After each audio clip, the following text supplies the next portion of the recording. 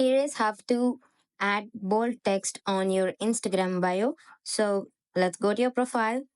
Here you can click on edit profile, and in my bio I guide you, and whatever that is in your bio, make sure you copy it. So tap on that, select all, and copy.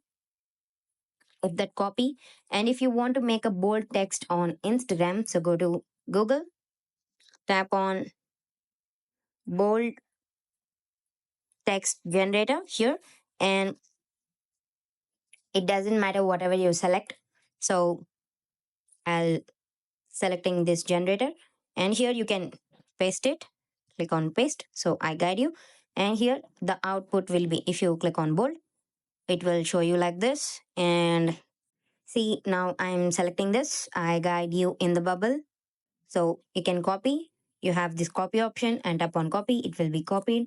Again, go to Instagram, go to bio, make sure you copy this and delete back your last bio, and make sure you copy this and click on arrow icon here. And now you can add bold text to your Instagram bio. Thank you.